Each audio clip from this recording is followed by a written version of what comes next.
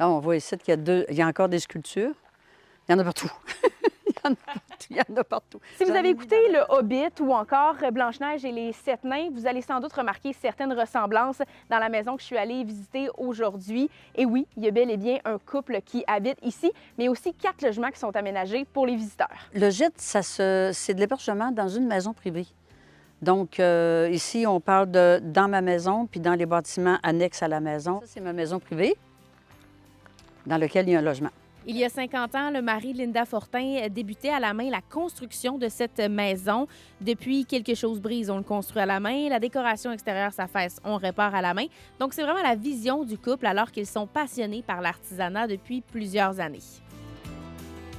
Pierre, mon mari, qui restait pas loin d'ici, venait souvent se ressourcer, méditer sur sa petite colline. Et un jour, il est monté avec une grosse brouette puis une pelle. Et ses amis lui ont demandé où est-ce que tu vas comme ça? Bien, il dit, je vais me construire une maison en haut. Là, ils ont dit, appelle avec une brouette. T'es fou? Donc, des fois, je m'amuse à dire que c'est lui qui a construit de la première pierre, qui a amassé pour faire le salage jusqu'à la dernière planche. De là, le nom du gîte de l'artisan pour rendre hommage à tout le travail de fait par un seul homme. Ça, c'est un montage qu'on a fait à partir d'un vieux foyer qu'il a acheté. Alors, on l'a tout monté en Puis, béton. tantôt, vous me disiez que votre mari n'était pas arrêtable. C'est un passionné.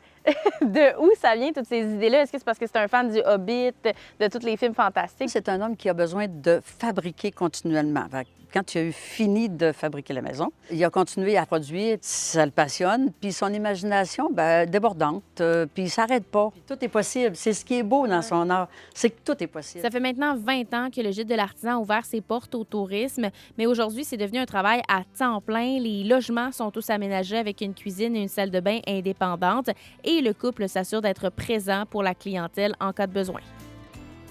J'essaie de leur donner des repères dans ce qu'ils ont besoin, dans ce qu'ils ont le goût de découvrir. C'est une famille qui a le goût de faire du plein air ou c'est quelqu'un qui cherche plus le côté culturel.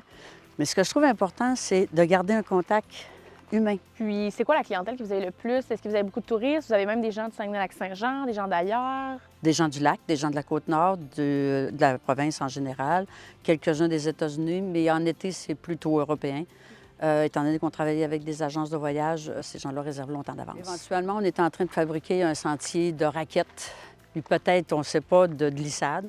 Bien que l'engouement se fait davantage ressentir en période estivale, il faut savoir que les logements sont disponibles pour location à l'année. Ici Frédérica Fortin-Foster, Radio-Canada, Saint-Fulgence.